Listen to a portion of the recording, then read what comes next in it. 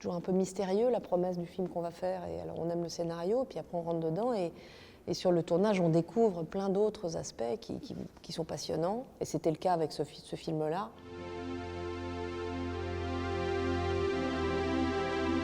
Bonjour Léa Drucker. Bonjour. Merci d'être avec nous. Merci. Vous êtes Aurélia, une comédienne de théâtre et une maman dans Petite Solange d'Axel Repère.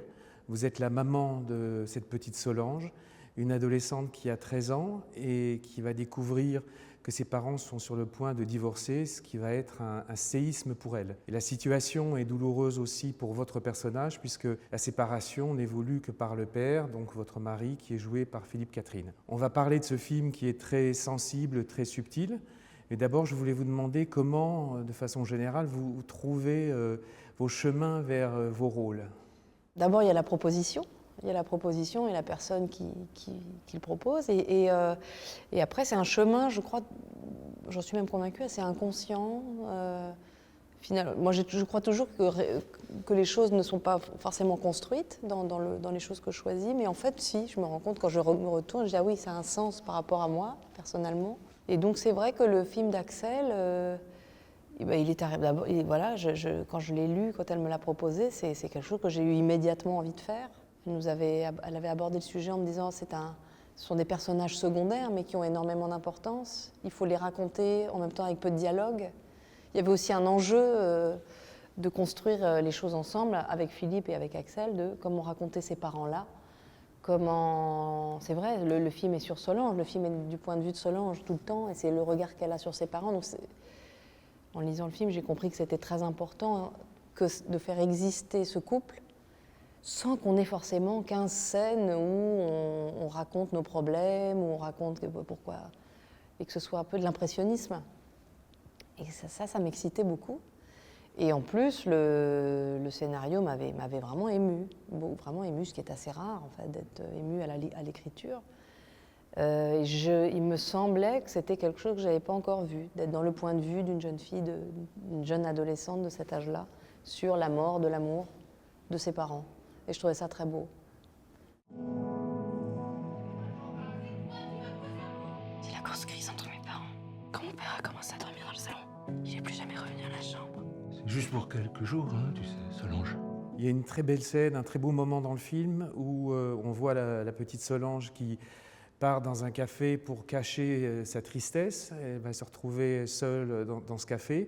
Puis elle revient à la maison et elle dit à sa mère qu'elle a passé une très bonne soirée pizza avec sa meilleure amie.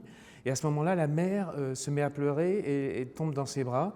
Et on comprend que pour la mère, pour l'adulte, c'est possible d'exprimer une émotion et que pour l'adolescente, c'est impossible, il faut qu'elle la cache et qu'elle la tienne en elle, ce qui est la plus mauvaise chose à faire. Mais il y a une difficulté qui n'est pas la même pour les deux, pour vous l'adulte et elle l'adolescente. Oui, alors la mère est comédienne aussi. Et alors, moi, c'est vrai que je me suis interrogée quel genre de femme comédienne elle est. Il y a plein de choses que j'ai en commun avec elle d'ailleurs. Mais cette femme a l'habitude, je pense, dans son côté, d'exprimer des émotions. Quand on est acteur, on peut être très pudique dans la vie, mais il y a un endroit où on est très libre d'exprimer ce qu'on veut. Donc cette femme, je pense qu'elle est très, très émotive et elle prend de la place, mais c'est pas forcément négatif. Mais c'est vrai que ses histoires à elle, ses problématiques à elle, ses rêves à elle, ça prend beaucoup de place dans la famille et c'est ce que je me suis imaginé en tout cas. Et probablement que ça tient un rôle dans leur séparation aussi peut-être. Je ne sais pas, c'est une chose que j'ai pu penser. Et donc face à une jeune fille je ne peux pas dire ni une petite fille, elle est entre les deux, Solange, elle est entre l'enfance et l'adolescence. En effet, elle est pudique, elle ne sait pas comment exprimer les choses et elle est face à une mère qui même lui demande de l'aide presque dans cette scène, qui s'effondre parce qu'elle vit un chagrin, elle vit le chagrin d'amour aussi et que sa fille devient un pilier ou un refuge ou quelque chose que normalement on ne devrait pas s'abandonner si on est raisonnable, mais bon, la vie n'est pas toujours raisonnable. Et on peut dire que la tragédie, vous parliez de tragédie à propos de Solange et de ce qu'elle vit, mais c'est vrai que même si le film a une grande mesure, une grande douceur, toujours une vraie subtilité, on ressent la douleur de cette petite fille. Et le film parle vraiment de cette souffrance des adolescents, et qui est un sujet qui est un peu tabou. Et puis récemment, des chiffres ont fait qu'on en a parlé un peu. Ça vous a intéressé, vous, que le film parle de ça? Oui, encore une fois, ça m'a beaucoup intéressée, mais parfois c'est pas conscient. Je le découvre en faisant le film. C'est toujours un peu mystérieux, la promesse du film qu'on va faire. Et alors on aime le scénario, puis après on rentre dedans. Et sur le tournage, on découvre plein d'autres aspects qui sont passionnants. Et c'était le cas avec ce film-là. Et c'est vrai, j'ai remarqué dans mon parcours à moi, ou dans les témoignages de gens que je connais, ou dans des choses que j'ai vécues, que les adultes ne savent pas forcément considérer, même c'est pas de la cruauté ou de la négligence, c'est qu'ils ne savent pas toujours considérer ou recevoir la souffrance d'un enfant ou d'un adolescent, parce que lui-même, en effet, a du mal à l'exprimer. Dis-moi, chérie, Gina, tu la connais bien? Tu la vois souvent à la boutique? Gina. Aurélien, ton nom? Oui, Gina. Oui, je la connais. Sur une échelle de 10, tu la trouves jolie? Jolie comment? 6? 7? 8? 9? Je pose ta robe là. La manière dont le film est fait, c'est vraiment avec une sorte de, je dirais, comme une composition musicale. C'est une tonalité qui est tenue du début à la fin, alors avec des variations, parce qu'il y a des moments plus dramatiques, plus intenses, mais il y a une sorte de douceur qui accompagne tous les personnages et toutes les scènes tout au long du film. Comment est-ce que ça se passait sur le plateau? Est-ce qu'il faut rentrer avant même de jouer dans une tonalité ou... Un peu, je crois. Disons que Axel a longuement préparé le film aussi. On a eu beaucoup de conversations individuelles, chacun avec elle. On rentre aussi dans l'âme c'est aussi l'âme d'Axel qui est là. C'est-à-dire que son âme, je la connais pas si bien, mais ce qu'on sent quand on la rencontre, c'est que c'est à la fois quelqu'un qui est nourri de références cinématographiques, passionnément, et à la fois elle raconte des choses personnelles et intimes, et c'est son écriture à elle. Mais c'est vrai que le cinéma d'Axel, le cinéma qu'elle aime, je trouve, nourrit aussi tout son univers cinématographique, toute son histoire et sa narration, et elle l'assume. C'est-à-dire que c'est quelque chose qu'elle assume. L'amour du cinéma, je pense que c'est quelque chose qui est très assumé dans son film, là, à la fois par la musique, par les références à des personnages de certains films qu'elle a aimés, du personnage aussi de Jade, on peut songer à Jean-Pierre Léaud, à Charlotte Gainsbourg, enfin, il y a quelque chose et qui crée ces impressions-là. Et après, c'était entre Philippe, moi, Jade et Grégoire, d'être très délicat dans l'écoute et et ressentir qui sont ces gens-là aussi. Et ne pouvez pas arriver trop préparé et trop hermétique aux autres. C'est toujours délicat en fait de rentrer dans l'intimité des gens, même entre acteurs, je veux dire. D'un coup, on se rend compte, on ne se connaît pas si bien, on est mari et femme, mère et fille, il y a quelque chose de... Et elle nous a laissé, Axel, évidemment, rigoler un peu, mais pas uniquement, parce qu'on savait que les scènes étaient délicates. On a le sentiment que cette délicatesse à la fois du propos, mais aussi de la manière dont le film est fait, ça vous correspond. C'est peut-être la retenue, l'émotion. C'est un registre que vous aimez particulièrement en tant qu'actrice? Oui, j'aime bien. J'aime bien, même s'il y a parfois des choses beaucoup plus extraverties qui me plaisent, que j'adore aussi, mais ça n'allait pas du tout avec cette histoire-là. Mais c'est vrai qu'on ne sait jamais si on va y arriver d'ailleurs. On espère, en tout cas j'ai toujours l'espoir que l'émotion apparaîtra au moment où on ne s'y attend pas, au moment où moi je ne m'y attends pas, et quelque chose qui est très vivant, qui est comme dans la vie, où on peut rigoler, on est dans une réunion de famille, ça rigole, et puis tout d'un coup, il y a quelqu'un qui s'effondre, ou des choses qui finalement, pour moi, m'apparaissent comme la vie telle qu'elle est, c'est-à-dire qu'on est on cherche la légèreté toujours, et puis on se fait rattraper par des choses un peu surprenantes. Alors je trouve ça merveilleux quand ça apparaît au cinéma. Et pour jouer, alors l'émotion, la retenue, vous avez une approche technique, vous avez un apprentissage qui vous soutient, ou c'est l'instinct ou... Encore une fois, Aurélia, elle est comédienne, donc il fallait que je trouve quand même... Je me souviens, je me disais, il faut que j'assume cette part-là de l'actrice que je connais, hein, qui prend de la place quand même. On peut en rigoler d'ailleurs, mais c'est vrai que dans une famille, quelqu'un qui est acteur ou actrice, ça prend de la place. Que la personne le veuille ou non, c'est-à-dire qu'on arrive, on parle de la pièce, on est toujours... C'est des métiers de passionnés, et parfois les autres, ça peut les fatiguer aussi. Donc moi, je cherchais un peu dans cette zone-là d'une femme qui ne se rend pas forcément compte de ce qui se passe autour d'elle, qui est dans le déni, qui est aussi dans la séduction. Il y a un truc de séduction, une femme qui est très féminine et qui se prend un peu les pieds dans le tapis dans tout ça, parce que finalement, elle rêve pas de cette séparation. Ça lui tombe dessus aussi. Il y a une impuissance aussi là-dedans. Et voilà, ce sentiment un peu d'échec, d'être abandonnée, puisqu'on peut imaginer que dans ce couple, elle est actrice, lui est luthier, enfin un magasin de musique, de guitare, et que c'est des gens qui se sont aimés. Donc elle a dû avoir le premier rôle pendant très longtemps, puis tout d'un coup, elle l'a plus. Alors ça, c'est des choses sur lesquelles tous les acteurs et toutes les actrices... Alors après, il faut l'assumer dans le film. C'est-à-dire qu'il fallait assumer cette part d'ombre un peu. Parce que nous, quand on vous parle, on présente toujours les choses le mieux possible, mais il y a une part d'ombre dans les inquiétudes, on a beau être des acteurs adultes, on arrive sur un plateau, on a 8 ans et demi. Quel que soit l'âge qu'on a, hein, ça ne cessera jamais. Alors c'est tout ça que moi j'ai cherché dans l'espace que j'avais à trouver pour la camper, pour qu'elle existe, et après Jade le personnage de Solange devenait le personnage, était de toute façon le personnage central, mais son histoire à elle finissait par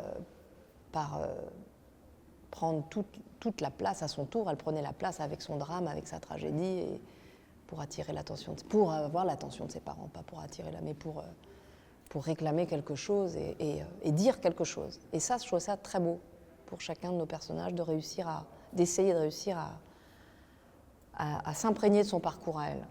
Je ne sais pas si c'est clair ce que je dis. Si.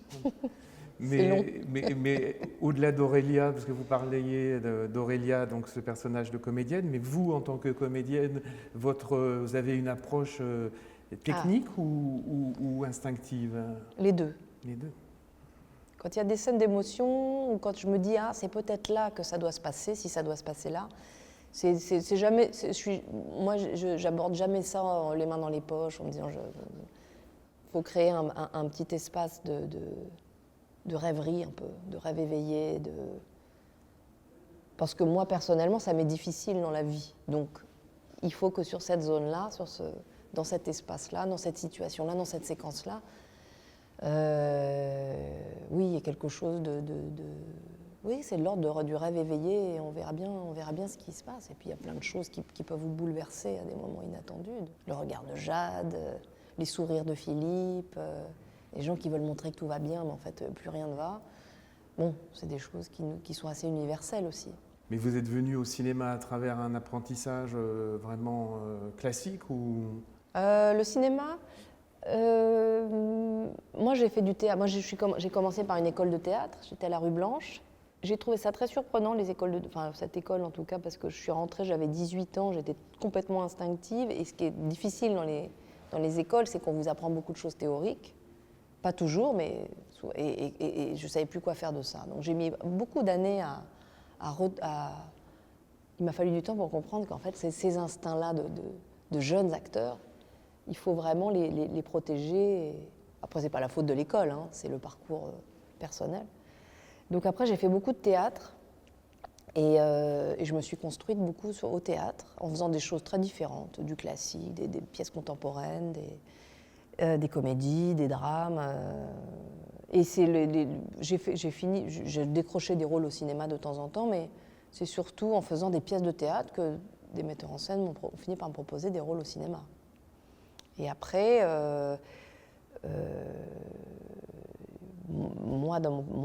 il fallait que j'ouvre un peu tout ce qui était émotionnel, parce que j'étais très pudique, et c'était une zone qui me foutait un peu la trouille. Et donc ça, j'ai travaillé beaucoup pour ça, pour ouvrir un peu tout ça. Je vous parle de technique, hein. Ouais. Et après j'ai appris des acteurs avec qui je travaillais. Et vous êtes allé même vers la comédie aussi, donc. J'adore la comédie, ouais. moi. Je trouve que mais c'est extrêmement difficile, Mhm. mais j'adore ça. Quand c'est réussi, quand on joue une comédie et quand on y arrive, c'est merveilleux. Et qu'est-ce qu'a changé le César que vous avez eu en 2019 pour Jusqu'à la garde de Xavier Legrand? J'ai eu plus de propositions. Ça bougeait bien avant, mais tout d'un coup, il y a eu beaucoup de choses qui sont apparues. Est-ce que c'est lié au César ou pas? Je ne sais pas, mais en tout cas, c'est arrivé un peu à ce moment-là. Mais déjà, la rencontre avec Xavier Legrand avait ouvert beaucoup de choses avant même les Césars. Et puis, ça a créé un moment, un moment mémorable pour moi dans ma vie, de quelque chose dont je me souviendrai toujours. Quelque chose de... Ça n'apporte pas une tranquillité ni une confiance en soi, même si des fois on me dit, mais... Oui, même si on veut travailler un peu là-dessus, sur la confiance en soi et tout, mais bon, moi je ne suis pas sûre que ça m'intéresse tant que ça. Mais par contre, ça crée un moment émouvant et... Oui, quelque chose d'assez vertigineux et d'inoubliable.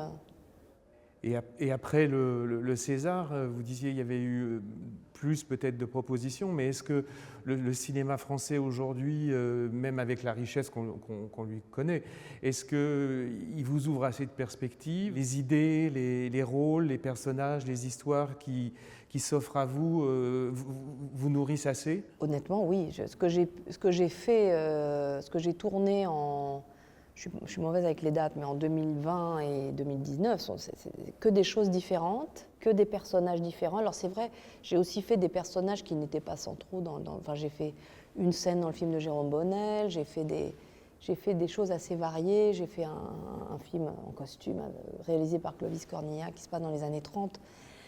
J'ai fait le film de Quentin Dupieux, j'ai fait des choses qui étaient extrêmement différentes et sur des registres. Et donc je me suis vraiment éclatée, quoi.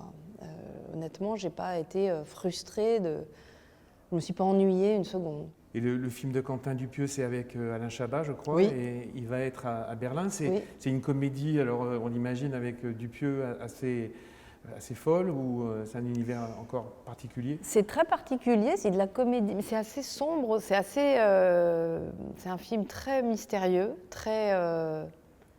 moi je trouve fou, mais merveilleusement fou. Mais qui raconte des choses très profondes et inquiétantes. Et je ne sais pas si je dois trop raconter pour le moment, mais c'est sur des gens qui ne veulent pas vieillir, qui refusent de... Enfin, en tout cas, mon personnage et celui de Magimel, c'est sur le vieillissement et les angoisses que ça peut procurer. Entre autres, ça parle de ça, mais pas que. Mais c'est un film très drôle, mais quand j'ai vraiment beaucoup ri à le faire, beaucoup ri à le lire, j'ai ri en le lisant, à le faire. Mais quand je l'ai vu, j'ai dit, ah oui, il y a une âme profonde derrière tout ça que je trouve géniale, parce que c'est un mélange très curieux et très, très fascinant.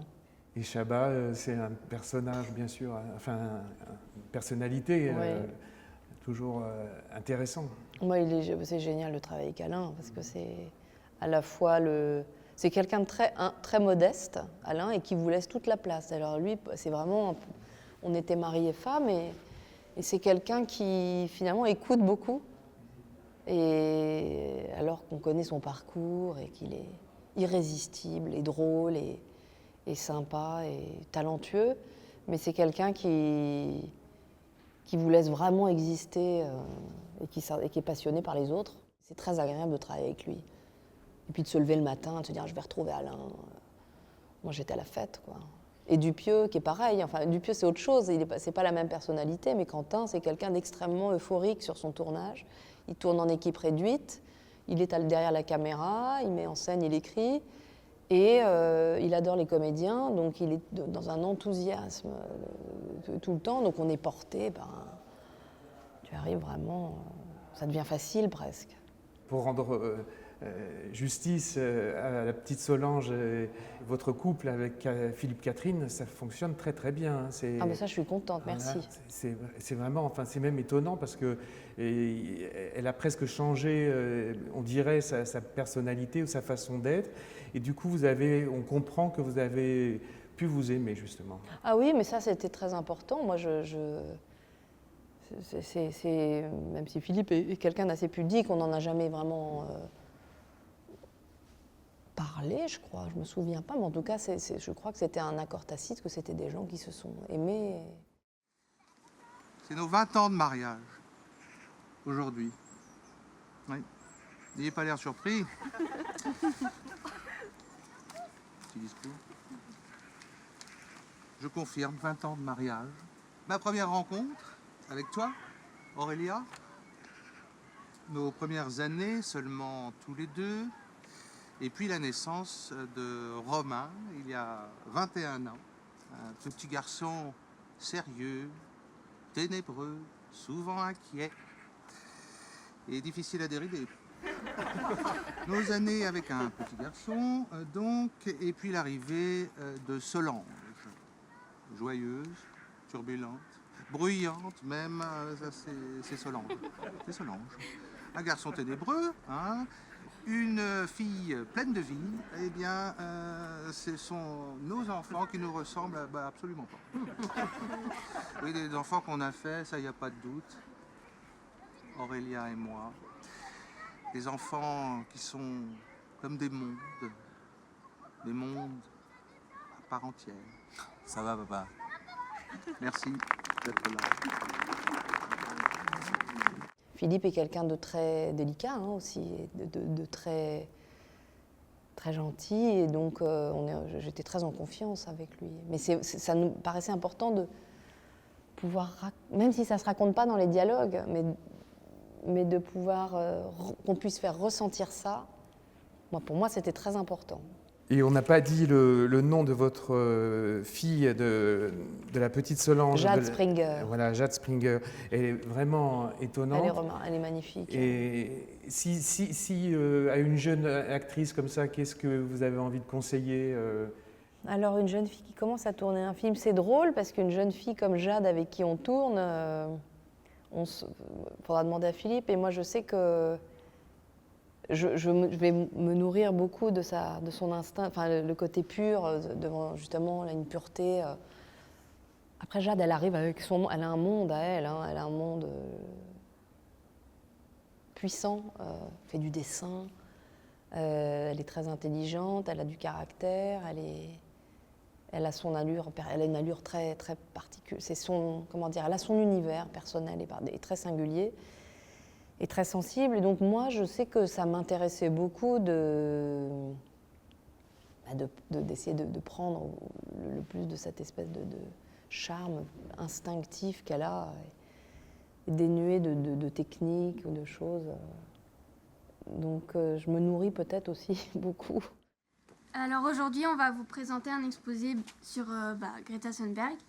On a choisi ce sujet parce que pour nous, Greta, c'est la femme la plus importante de l'époque. Enfin, c'est pas juste une femme, c'est la femme. Et bon, d'accord, elle a que 17 ans, il y en a qui la trouvent ridicule. Mais il y en a même plein qui disent qu'elle est manipulée. Mais nous, on dit que... On dit que c'est n'importe quoi, parce que Greta, c'est notre héroïne. C'est elle qui va nous sauver de la fin du monde.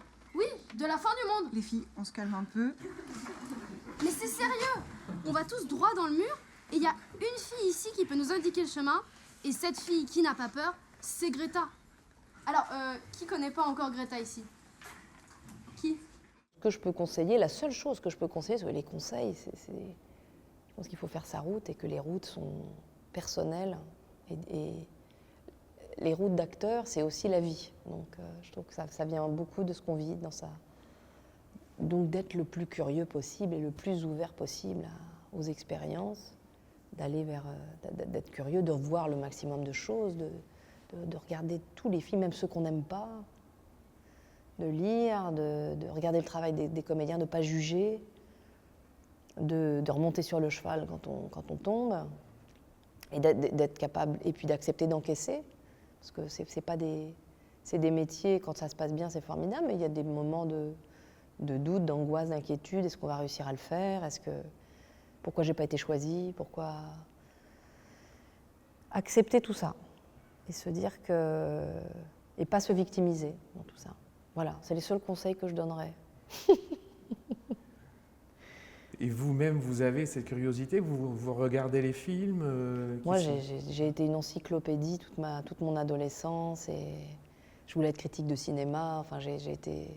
Malheureusement, ce qui se passe aujourd'hui, c'est que quand on travaille, on a moins le temps d'aller voir les choses et d'aller au cinéma. Quand je suis en tournage, je ne peux pas aller au cinéma, enfin très peu. Puis j'ai une vie de famille aussi. Mais quand j'arrête de travailler, là oui, ça repart.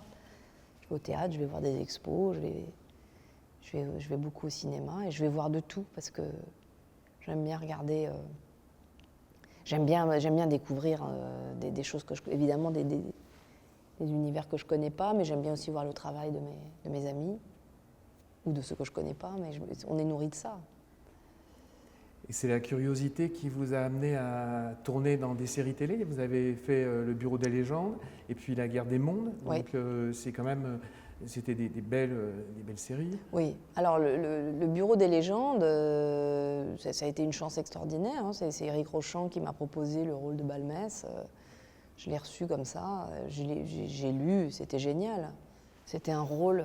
Les rôles féminins dans cette série, ils étaient impressionnants d'intelligence. Et ça, c'était...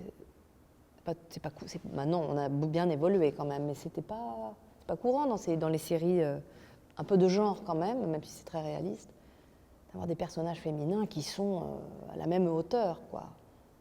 Et donc ça, et puis qui sont complexes. Donc ça, c'est une de mes meilleures expériences de travail. Et puis Rochant est génial avec les acteurs aussi. À la demande de Monsieur Duflo, donc on se voit pour faire un bilan de votre état d'esprit depuis votre retour. Et je plaisantais à moitié l'autre jour dans la voiture. Je vous ai trouvé anormalement nerveux. Et ensuite, avec Gerby, vous m'avez trouvé nerveux aussi? Non. Là, il y avait une très grande maîtrise, au contraire. Mais j'ai pensé que peut-être quand vous relâchiez le contrôle, vous pouviez faire remonter une certaine anxiété due à votre changement de vie. Vous avez passé 6 ans à Damas, c'est ça? Sous couverture lourde, comme on dit? C'est ça. Comment vous vous appeliez là-bas? Paul Lefebvre. Il y en a beaucoup de projets de séries qui vous arrivent ou Il y en a eu pas mal. Hein. Là, je viens d'en finir une pour Arte qui était écrite par Charlie Delwart et réalisée par Erwan Leduc, qui avait fait Perdrix. Et donc, on vient de finir une série. On est allé tourner au Sénégal. Il y a Samir Ghesmi, il y a Laurent Stocker, et ça se passe dans l'univers des affaires étrangères. C'est une comédie politique. Vous explorez pas mal, j'ai l'impression, le jeune cinéma français. Quel regard vous avez sur ces jeunes cinéastes? Je le trouve extrêmement varié, et notre système français fait qu'on peut, même si il y a des difficultés en ce moment, rien n'est facile, mais on peut les voir apparaître. Là, je vais faire un court-métrage. Je pense que je trouve ça dément parce que c'est très diversifié et très varié. On voit des univers et des auteurs, enfin des cinéastes, hommes, femmes, de plus en plus de femmes d'ailleurs, qui font des choses très percutantes. Et moi, j'adore quand on est renversé tout d'un coup par quelque chose qu'on n'a pas vu arriver. Donc vous savez absolument quel cinéaste vous avez sur votre liste en rêve au moins, ceux avec qui vous voulez travailler ou... Il y en a plein, hein. Il y a plein de cinéastes avec qui j'aimerais travailler, en France et ailleurs. Mais déjà, honnêtement, je trouve que j'ai eu beaucoup de chance ces derniers temps. J'ai travaillé avec des gens avec qui j'avais vraiment envie de travailler. Quand je me retourne un petit peu, je me dis, ça c'est quand même... J'ai bossé avec Agnès Jaoui, Jean-Pierre Bacry, j'ai bossé avec Xavier, j'ai bossé avec mon compagnon Julien Rambaldi, ça a été une rencontre de cinéma et de vie. bon, voilà. Là, c'est le temps de recommencer à rêver. Mais jusqu'à aujourd'hui, c'est vrai que j'ai pu profiter de tout ça. Et quand vous vous retournez, vous vous rappelez du rêve que vous faisiez au moment de vous lancer dans cette Oui, carrière? oui, je m'en souviens très bien. J'avais 15 ans, j'ai découvert le théâtre et je me disais, ok, je vais être actrice de théâtre. Si j'arrive pas à faire du cinéma, mais je serai actrice de théâtre. Parce que j'avais l'impression que les actrices de théâtre, pour moi, c'était des femmes extrêmement glamour. J'avais l'idée d'un cinéma avec des personnages comme Catherine Deneuve, Ava Gardner. C'était intimidant, le cinéma. Même si j'en rêvais, en fait, mais j'osais pas trop. Donc il y a eu le théâtre, et puis je me disais, après le rêve se développe, et le rêve c'était, ah oui, je veux faire du cinéma, du théâtre, de la télé. Je voulais tout faire. De la comédie, du drame. Voilà, je rêvais de faire tout ça. Donc le rêve est réalisé? Le rêve est réalisé. Après, ce qui est intéressant, c'est de voir comment les rêves se transforment. Est-ce qu'il n'y a pas un moment donné où il faut raconter, faut s'engager personnellement, être moteur, écrire soi-même ou développer une idée. Le rêve se transforme tout le temps. Donc à suivre. J'espère. Non mais à suivre parce que vous allez réinventer ce rêve, quoi, c'est ça. Oui, après Ouais. c'est vrai qu'il faut laisser le temps de. Je suis vraiment, je pense. Là, enfin, il se trouve que là, je viens de finir quelque chose et que j'ai enchaîné. Et le fait d'enchaîner fait je vois bien qu'il faut réfléchir aussi à ce qu'on veut faire après. Parfait. Ben, merci beaucoup. Merci beaucoup. Merci.